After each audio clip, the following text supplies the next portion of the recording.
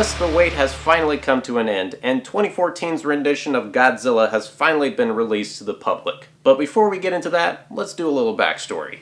The original Godzilla film was released in 1954 and played out more as a cautionary tale for nuclear testing than a straightforward monster movie. Regardless, the film left such a huge impact for both Japanese and American audiences of that time that it spawned an endless amount of sequels, spin-offs, toys, cartoons, and an American remake that many diehard fans label as the Batman and Robin of Godzilla movies. Yeah, that never happened.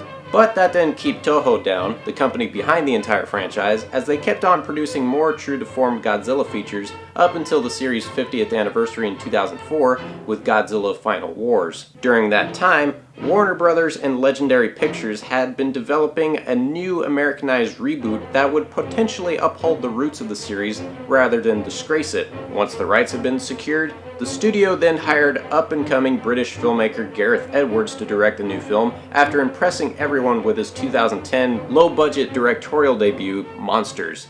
Now that we have up-to-date special effects, an all-star cast, and a young promising filmmaker at the helm, let's see if the second time's the charm for Hollywood to get it all right.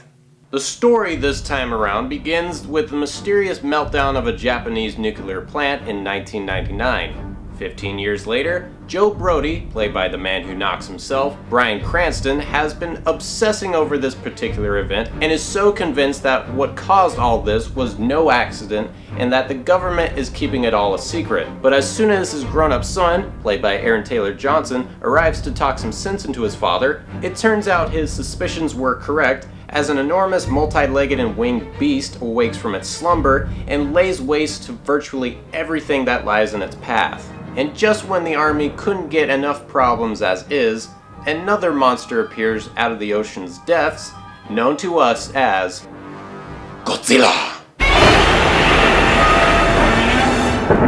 Now let's talk about pros and cons, the former of which there is a lot of. The movie's scope is a lot darker and bleak than something like Pacific Rim, but just about as grand and epic. The score is good, the cinematography is phenomenal, and the cast, which also includes Kim Watanabe, Sally Hawkins, Elizabeth Olsen, and David Strathairn, all did an excellent job. But of course, the real star of this movie is Godzilla himself, who looks just about as terrifyingly fierce and incredibly badass as we'd all hoped he would be. The people who worked on the creature designs, digital effects, and sound mixing should either get a Special Achievement Award or an enormous raise because they did this character so much justice. It would be a no-brainer for any moviegoer to see this on the big screen, but I believe it to be mandatory to not only do that, but to see it with the best quality surround system possible, because seeing Godzilla up close is one thing. Hearing his iconic roar, orgasmic.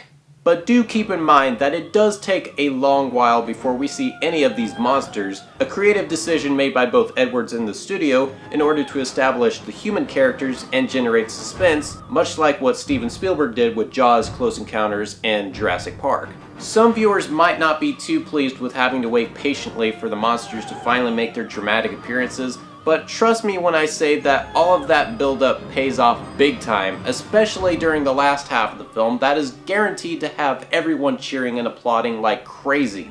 As far as the cons go, however, I thought that the human element of the story could have been done just a little better. Most of that needed humanity is conveyed, rather well I might add, through Cranston's and to a certain extent Watanabe's characters, but their screen times are very limited and given mostly to Taylor Johnson, who, despite not giving a bad performance, his character is not nearly as intriguing as the first two. So for those hoping to see the great Heisenberg square off against the King of Monsters, might be a tad bit disappointed. But aside from that, I dug the hell out of this movie.